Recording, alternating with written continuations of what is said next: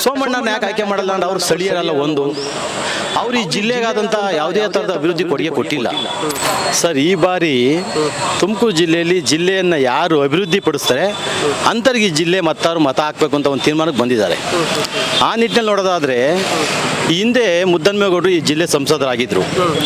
ಆಗ ಹಲವಾರು ಯೋಜನೆಯನ್ನು ಈ ಜಿಲ್ಲೆಗೆ ತರೋದ್ರ ಜೊತೆಗೆ ಈ ಜಿಲ್ಲೆಯಲ್ಲಿರ್ತಕ್ಕಂಥ ಎಲ್ಲ ಸಮುದಾಯವನ್ನು ಎಲ್ಲ ಜನಾಂಗವನ್ನು ಒಟ್ಟಿಗೆ ಕೊಂಡೊಯ್ದಿದ್ದಾರೆ. ಹಾಗಾಗಿ ಆ ನಿಟ್ಟಿನಲ್ಲಿ ಈಗ ಹೋದ ಬಾರಿ ಅವ್ರಿಗೆ ಟಿಕೆಟ್ ಮಿಸ್ ಆಗಿತ್ತು ದೇವೇಗೌಡರಿಂದ. ಈ ದೇವೇಗೌಡರು ಮೈತ್ರಿ ಸರ್ಕಾರ ದೇವೇಗೌಡರಿಗೆ ಕೊಟ್ಟಿದ್ರು. ಹಾಗಾಗಿ ಅವ್ರಿಗೆ ಮಿಸ್ ಆದಂಥ ಸಂದರ್ಭದಲ್ಲಿ ಜನ ಮರ್ಕೊಂಡು ಪಟ್ಟಿದ್ರು. ಹಂಗಾಗಿ ಮತ್ತೊಮ್ಮೆ ಅವ್ರಿಗೆ ಕಾಂಗ್ರೆಸ್ಸಿಂದ ಟಿಕೆಟ್ ಕೊಟ್ಟಿರೋದ್ರಿಂದ ಮುದ್ದನ್ಮೇಗೌಡರನ್ನ ಯಾಕೆ ಆಯ್ಕೆ ಮಾಡಬಾರ್ದು ಅನ್ನೋ ಜಿಲ್ಲೆಯ ಜನ ಮತದಾರ ತೀರ್ಮಾನ ಮಾಡಿ ಅವ್ರನ್ನೇ ಹೆಚ್ಚಿನದಾಗಿ ಬಹುಪಾಲು ಆಯ್ಕೆ ಮಾಡ್ತಕ್ಕಂಥ ಅವಕಾಶ ಜಾಸ್ತಿ ಇದೆ. ಸೋಮಣ್ಣನ ಯಾಕೆ ಆಯ್ಕೆ ಮಾಡಲ್ಲ ಅಂದ್ರೆ ಅವ್ರು ಸ್ಥಳೀಯರಲ್ಲ. ಒಂದು ಅವ್ರು ಈ ಜಿಲ್ಲೆಗಾದಂಥ ಯಾವುದೇ ಥರದ ಅಭಿವೃದ್ಧಿ ಕೊಡುಗೆ ಕೊಟ್ಟಿಲ್ಲ. ಈ ಜಿಲ್ಲೆಗೂ ಅವ್ರಿಗೂ ಸ್ವಾಮೀಜಿ ಅವ್ರ ಮಠಕ್ಕೆ ಬರ್ಬೋದು, ಅವ್ರು ಸಿದ್ಧಗಂಗೆ ಮಠಕ್ಕೆ ಹೋಗ್ಬೋದು. ಈ ಜಿಲ್ಲೆ ಸಿದ್ಧಗಂಗೆ ಮಠಕ್ಕೆ ನಾವು ಭಕ್ತರೆ, ಇಡೀ ರಾಜ್ಯಾದ್ಯಂತ ಭಕ್ತರೆ. ಭಕ್ತರಿಗೂ ಚುನಾವಣೆಗೂ ಯಾವುದೇ ಸಂಬಂಧ ಕಲ್ಸ್ಬೇಕಾಗೋದಿಲ್ಲ. ರಾಜಕೀಯನೇ ಬೇರೆ. ಈಗ ಮಠನೇ ಬೇರೆ. ಮಠ ಹೋಗೋದು ಎಲ್ಲರಿಗೂ ಆಶೀರ್ವಾದ ಮಾಡ್ತಾರೆ. ನನಗೂ ಆಶೀರ್ವಾದ ಮಾಡ್ತಾರೆ, ಸೋಮಣ್ಣನಿಗೂ ಮಾಡ್ತಾರೆ, ಮುದ್ದನ್ಮೇಗೌಡರಿಗೂ ಮಾಡ್ತಾರೆ, ತಮಗೂ ಆಶೀರ್ವಾದ ಮಾಡ್ತಾರೆ. ಆದರೆ ಮಠನ ರಾಜಕೀಯಕ್ಕೆ ತರ್ತಕ್ಕಂಥ ಅವಶ್ಯಕತೆ ಇಲ್ಲ. ಮಠಕ್ಕೆ ಭಕ್ತರಾಗಿ ಬರ್ತಾರೆ, ಮಠದಿಂದ ವಾಪಸ್ ಹೋಗ್ತಾರೆ. ಆದರೆ ಈ ಜಿಲ್ಲೆಗೆ ಅವ್ರ ಕೊಡುಗೆ ಏನು? ಇಲ್ಲಿ ಆಗು ಹೋಗುಗಳ ಬಗ್ಗೆ ಗಮನ ಸಂಬಂಧ ಏನಿಲ್ಲ. ಅವ್ರನ್ನ ಉದಾಹರಣೆಗೆ ಈಗ ಹೋದ ಬಾರಿ ವರ್ಣಕ್ಕೆ ನಿಂತಿದ್ರು, ಅಲ್ಲಿ ಸೋಲ್ಸಿದ್ದಾರೆ. ಚಾಮರಾಜನಗರಕ್ಕೆ ಹೋದ್ರು, ಅಲ್ಲಿ ಸೋಲ್ಸಿದ್ದಾರೆ. ಸೋತಂಗೆ ಈ ಜಿಲ್ಲೆಗೆ ಬಂದ್ರೆ ಈ ಜಿಲ್ಲೆ ಜನ ಹೆಂಗೆ ರಿಸೀವ್ ಮಾಡ್ತಾರೆ? ಹಾಗಾಗಿ ಯಾವುದೇ ಕಾರಣಕ್ಕೆ ಈ ಜಿಲ್ಲೆ ಜನ ಸೋಮಣ್ಣವ್ರನ್ನ ರಿಸೀವ್ ಮಾಡ್ತಕ್ಕಂಥ ಅವಕಾಶ ಇಲ್ಲ. ಜೊತೆಗೆ ಒಳಗಡೆ ಯಾವತ್ತೂ ಸ್ಥಳೀಯವ್ರಿಗೆ ಓಟ್ ಹಾಕ್ತಕ್ಕಂಥ ಈ ಜಿಲ್ಲೆಯ ಪ್ರಬುದ್ಧ ಮತದಾರರು ಸ್ಥಳೀಯವಾಗಿ ಓಟ್ ಹಾಕಿ ಬಂದಿದ್ದಾರೆ. ಸುಮಾರು ಇತಿಹಾಸದಲ್ಲಿ ಈಗ ನಾವು ನೋಡ್ದಂಗೆ 10 ರಿಂದ 12 ಚುನಾವಣೆಯಲ್ಲಿ MP ಲೋಕಸಭಾ ಚುನಾವಣೆಯಲ್ಲಿ ಸ್ಥಳೀಯ ಅಭ್ಯರ್ಥಿಯಾಗಿ ಇದ್ದಂಥವ್ರಿಗೆ ಮಾತ್ರ ಅವಕಾಶ ಕೊಡಿ. ಹೊರಗಡೆ ಬಂದಂಥ ಕೋದಂಡರಾಮಯ್ಯ ಹೊರಗಡೆಯಿಂದ ಬಂದರು, ಅವ್ರಿಗೆ ಅವಕಾಶ ಕೊಡಲಿ ಈ ಜಿಲ್ಲೆ ಮತದಾರರು. ಅದಾದಮೇಲೆ ಕೃಷ್ಣಪ್ಪ ಅವರು ಬಂದರು, ಅವ್ರಿಗೂ ಸಹ ಅವಕಾಶ ಕೊಡಲಿ ಈ ಜಿಲ್ಲೆ ಮತದಾರರು. ಅದಾದಮೇಲೆ ಸನ್ಮಾನ್ಯ ದೇಶದ ಮಾಜಿ ಮುಖ್ಯಮಂತ್ರಿ ಸರ್ವೋಚ್ಚ ನಾಯಕರಾದ ದೇವೇಗೌಡರು ಬಂದರು, ಅವ್ರಿಗೂ ಸಹ ಅಂಥ ಅವಕಾಶ ಕೊಡಲಿಲ್ಲ. ಅದ್ರ ಜೊತೆಗೆ ಇವತ್ತು ಸೋಮಣ್ಣ ಅವ್ರಿಗೆ ದೇವೇಗೌಡ JDS ಅಲ್ಲಿ ಇರ್ತಕ್ಕಂಥ ಮತದಾರರ ಓಟನ್ನು ಕೇಳ್ತಕ್ಕಂಥ ಅರ್ಹತೆ ಇಲ್ಲ. ಯಾಕಪ್ಪ ಅಂದರೆ ಹೋದ ಬಾರಿ ಕಾಂಗ್ರೆಸ್ ಸಪೋರ್ಟ್ ಕೊಟ್ಟಿದ್ದು ದೇವೇಗೌಡರಿಗೆ ಮೈತ್ರಿಯಾಗಿ. ಆಗ ಇದೇ ಸೋಮಣ್ಣ ಅವರು ಉಸ್ತುವಾರಿ ತಗೊಂಡು GS ಬಸವರಾಜನ್ ಕ್ಯಾಂಡಿಡೇಟ್ ಮಾಡಿದರು. ಅವತ್ತು ಇದೇ ದೇವೇಗೌಡರ ಬಗ್ಗೆ ಇದೇ ಸೋಮಣ್ಣ ಮತ್ತು GS ಬಸವರಾಜರು ಹಲವಾರು ಪದಗಳನ್ನ ಬಳಸಿ ಕಟುವಾಗಿ ತೀರಿಸಿದ್ದಾರೆ. ನೀರಿನ ಕಳ್ಳ ಅಂತ ಟೀಕ್ಸಿದ್ದಾರೆ, ಹೊರಗಡೆ ಈ ಜಿಲ್ಲೆಗೆ ಏನು ಕೊಡುಗೆ ಅಂತ ಟೀಕ್ಸಿದ್ದಾರೆ. ಅದೆಲ್ಲ ಟೀಕ್ಸಂತ ಕಾಂಗ್ರೆಸ್ ಅವರು ಸಪೋರ್ಟ್ ಕೊಟ್ಟರು, ದೇವೇಗೌಡರಿಗೆ ಓಟ್ ಹಾಕಿದ್ದಾರೆ. ಹಾಗಾಗಿ ದೇವೇಗೌಡ JDS ಓಟನ್ನು ಕಾಂಗ್ರೆಸ್ ಅವರಿಗೆ ಕೇಳ್ತಕ್ಕಂಥ ಅರ್ಹತೆ ಇದೆ ಹೊರತು BJP ಯಾವುದೇ ಕಾರಣಕ್ಕೂ JDS ಓಟನ್ನು ಕೇಳ್ತಕ್ಕಂಥ ಅರ್ಹತೆ ಇಲ್ಲ. ಅರ್ಹತೆ ಏನಾರ ಇದ್ರೆ ಅದು ಕಾಂಗ್ರೆಸ್ ಪಕ್ಷ ಇರ್ತಕ್ಕಂಥ ಮುದ್ದನ್ಮೇಗೌಡರಿಗೆ ಕಾಂಗ್ರೆಸ್ JDS ಇರ್ತಕ್ಕಂಥ ಓಟನ್ನು ಕೇಳೋ ಅರ್ಹತೆ ಇದೆ. BJPಯವರಿಗೆ JDS ಇರ್ತಕ್ಕಂಥ ಮತದಾರ ಓಟ್ ಕೇಳೋ ಅರ್ಹತೆ BJPಗೆ ಇಲ್ಲ. ಯಾಕೆಂದ್ರೆ ಹೋದ ಬಾರಿ ನೀವೇ ನೋಡಿದ್ರೆ ಚಿಕ್ಕನಹಳ್ಳಿ ಮಾಧುಸ್ವಾಮಿಯವರು ಬೈದರು ದೇವೇಗೌಡರ ಬಗ್ಗೆ ಹೆಂಗೆ ಬೇಕಂಗೆ ಅವಿಚ್ಛಿಸಿದ್ರು. ಜೊತೆಗೆ ಈ ಜಿಲ್ಲೆ ಮತ್ತಾರು ಹೋದ ಬಾರಿ BJP ಯಾರು ದೇವೇಗೌಡರಿಗೆ ಓಟ್ ಹಾಕಿಲ್ಲ, ಕಾಂಗ್ರೆಸ್ ಅವ್ರು ಓಟ್ ಹಾಕಿದ್ವಿ. ದೇವೇಗೌಡರು ಹೋದ ಸಮ್ಮಿಶ್ರ ನಿಂತಹ ಸಂದರ್ಭದಲ್ಲಿ ದೇವೇಗೌಡರಿಗೆ ಓಟ್ ಹಾಕಿರೋ ಕೀರ್ತಿ ಕಾಂಗ್ರೆಸ್ ಅವ್ರು ದೇವೇಗೌಡರಿಗೆ ಓಟ್ ಹಾಕಿದ್ವಿ. BJP ಯಾರು ಹಾಕಿದ್ರ? ಮತ್ತೆ ಉಳಿಸ್ಕೊಂಡಿಲ್ಲ ಅಲ್ಲ. ಈಗ ನಮ್ಮ ತುಮಕೂರು ಜಿಲ್ಲೆ ನೋಡಿ, ತುರುವೇಕೆರೆ ತಗೊಳ್ಳಿ. ತುರುವೇಕೆರೆ MLA ಎಲೆಕ್ಷನ್ ಎಷ್ಟು ಬಂದಿತ್ತು? 59,000 ದಾಳಕ್ಕೆ ಬಂದಿತ್ತು. MP ಎಲೆಕ್ಷನ್ ಎಷ್ಟು ಬಂತು? 87,000 ಬಂತು. BJPಗೆ MLA ಎಷ್ಟು ಬಂತು? 60 ಬಂತು. MP ಅಷ್ಟೇ ಬಂತು ಅವ್ರಿಗೆ. ಇನ್ಕ್ರೀಸ್ ಆಗಿರೋದು JDS ತಾನೆ. ಆಗ ಓಟ್ ಯಾರ್ದು? ಕಾಂಗ್ರೆಸ್ ಅವ್ರದ್ದೇ ಓಟು. ಇಡೀ ಜಿಲ್ಲೆ ತಾಳಿ ಎಲ್ಲ ಟಿಪ್ಟೂರಲ್ಲಿ ತಾಳಿ ಎಷ್ಟು ಓಟ್ ಕಾಂಗ್ರೆಸ್ ಅವ್ರು ಹಾಕಿದ್ರು JDSಗೆ. BJPಗೆ ಇಂಪ್ರೂವ್ ಆಗಿಲ್ಲ. ಮಧುಗಿರಿ ಒಂದ್ರಲ್ಲಿ ಆಗಿಲ್ಲದೆ ಇರ್ಬೋದು. ಮಧುಗಿರಿ ಸ್ಥಳೀಯ ರಾಜಕಾರಣ ಸರ್ ಮಾಡ್ಕೊಂಡೇ ಆಗಿಲ್ಲ ಬಿಟ್ಟರೆ ಇಡೀ ಎಲ್ಲ 7 ಕಾನ್ಸ್ಟಿಟ್ಯೂನ್ಸಿಲ್ವೇ ಅತಿ ಹೆಚ್ಚು ಕಾಂಗ್ರೆಸ್ ಕಾರ್ಯಕರ್ತರು ಪೂರ JDSಗೆ ಓಟ್ ಹಾಕಿದ್ದು. ಹಂಗಾಗಿ ನಾವು ಹೋದ ಬಾರಿ JDSಗೆ ನಮ್ಮ ಪಕ್ಷದ ಆದೇಶದಂತೆ ಓಟ್ ಕೊಟ್ಟಿದ್ದೀವಿ.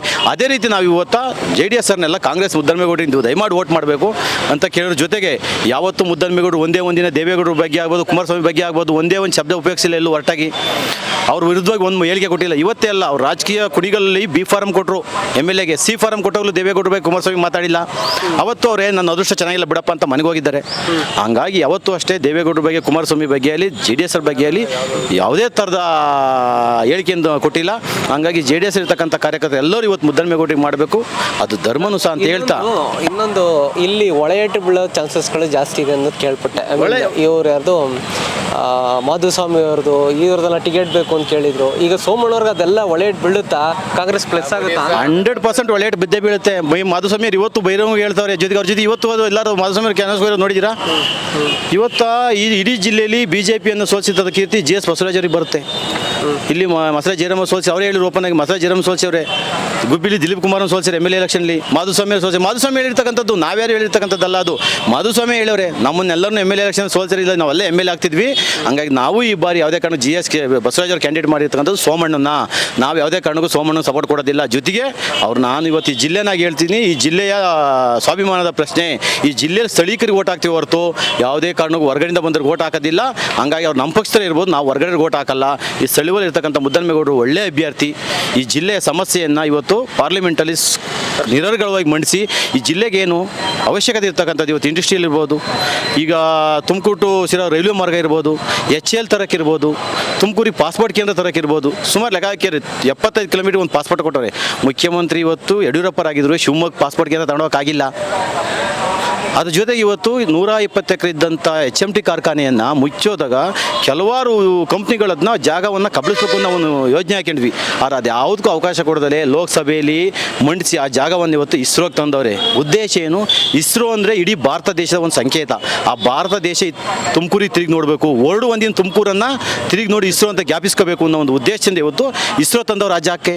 ಅದೆಲ್ಲ ಯೋಜನೆ ಯಾರ್ದು? ಮುದ್ದನ್ಮೇಗೌಡರು ಸಂಸದರಾಗಿದ್ದ ತಂದದ್ದು. 5 ವರ್ಷ GS ಬಸವರಾಜ್ ಸಂಸದರಾಗಿಲ್ಲ. ಯಾವ್ದಾರು ಒಂದೇ ಒಂದು ಹೇಳಿ, ಒಂದು ಯೋಜನೆ ತಂದಿದ್ರೆ 5 ವರ್ಷಗಳ ಜೊತೆಗೆ ಯಾವುದೇ ತಾಲೂಕಿಗೆ ಬಂದು ಯಾವ ಕಾರ್ಯಕರ್ತ ಕಷ್ಟ ಸುಖ ಕೇಳಿಲ್ಲ. ಕೊಪ್ಪರಿ ಬೆಲೆ ಬಿದ್ದೋಯ್ತು, ಒಂದೇ ಮಂದಿ ಎಲ್ಲರೂ ಹೋರಾಟ ಮಾಡಿರೋದು ನೋಡಿದ್ರೆ ಹಿಂದೆ ಇದ್ದಂಥ ಸಂಸದ GS ಬಸವರಾಜ್ ಅವರು ಬರಲಿಲ್ಲ. ಕೋವಿಡ್ ಬಂದಾಗ ಯಾವುದೇ ತಾಲೂಕಿಗೆ ಬಂದು ಒಂದು ಜನಕ್ಕೆ ಒಂದು ಸಾಂತ್ವನ ಹೇಳಲಿಲ್ಲ. ಇದೆಲ್ಲರ ಜೊತೆಗೆ ಇವತ್ತು ಮುದ್ದನ್ಮೇಗೌಡರು ಸಂಸದರಾಗಿದ್ದಾಗ ಇಡೀ ತುಮಕೂರು ಜಿಲ್ಲೆಯಲ್ಲಿ ಎಲ್ಲರೂ ಕುಡಿಯೋ ನೀರು ಶುದ್ಧವಾಗಿ ಕೊಟ್ಟರೆ ಕಾರಣ ಮುದ್ದನ್ಮೇಗೌಡರು. ಎಲ್ಲಿಗಾರು ಹೋಗಿ ತುರುವಾಗಿರಲು ಅಷ್ಟೇ, BDO ಆಫೀಸ್ ಮುಂದೆ ಒಂದು ಕೊಟ್ಟವ್ರೆ, ಗಣಪತಿ ಪೆಂಡಲ್ ಕೊಟ್ಟವ್ರೆ, ಡಿಗ್ರಿ ಕಾಲೇಜ್ ಹತ್ರ ಕೊಟ್ಟವ್ರೆ, ಪ್ರತಿ ಪಂಚಾಯತ್ಗೆ 2 ಕುಡಿಯೋ ನೀರು ಘಟಕ ಕೊಟ್ಟವ್ರೆ. ಅದೆಲ್ಲರ ಜೊತೆಗೆ ಎಲ್ಲ ಜನಾಂಗದ ಸಮುದಾಯ ಭವನಗಳಿಗೆ ಅವ್ರ ಅನುದಾನದಲ್ಲಿ ಗ್ರ್ಯಾಂಟ್ ಕೊಟ್ಟವ್ರೆ, ದೇವಸ್ಥಾನಗಳಿಗೆ ಕೊಟ್ಟವ್ರೆ, ರೈತರ ಬದುಕನ್ನು ಸರಿ ಮಾಡ್ಕೊಂಡು ಹಾಲಿನ ಡೈರಿಗಳಿಗೆ ಗ್ರ್ಯಾಂಟ್ ಕೊಟ್ಟವ್ರೆ. ಯಾವುದೇ ಸಮುದಾಯದ ಜನ ಮುಖಂಡರು ಹೋದರೆ ಅವರೆಲ್ಲರಿಗೂ ಸಾಂತ್ವನ ಹೇಳೋದ್ರ ಜೊತೆಗೆ ಈ ಜಿಲ್ಲೆಯ ಸರ್ವಾಂಗೀಣ ಅಭಿವೃದ್ಧಿ ಮಾಡೋದಕ್ಕೆ ಏಕೈಕ ವ್ಯಕ್ತಿ ಅಂದರೆ ಮುದ್ದನ್ಮೇಗೌಡರು. ಇದು ಜಡ್ಜಾದಂಥರು, ಇದುವರೆಗೂ ಯಾವುದೇ ಅವ್ರ ಬಗ್ಗೆ ಕಳಂಕ ಇಲ್ಲ. ಹಂಗಾಗಿ ಈ ಜಿಲ್ಲೆಯ ಜನ ಮತ್ತೊಮ್ಮೆ ಅವ್ರನ್ನ ಆಯ್ಕೆ ಮಾಡಬೇಕು, ಆಯ್ಕೆ ಮಾಡ್ತಾರೆ ಅನ್ನೋ ಒಂದು ಅಭಿಲಾಷೆಯೂ ಸಹ ನಮ್ಮಲ್ಲಿದೆ. 100% ಮುದ್ದನ್ಮೇಗೌಡರಿಗೆಲ್ಲ ಸತ್ಯ. ನಿಮ್ಮ ಹೆಸರು ಸರ್? ನಂಜೇಗೌಡರು ಅಂತ.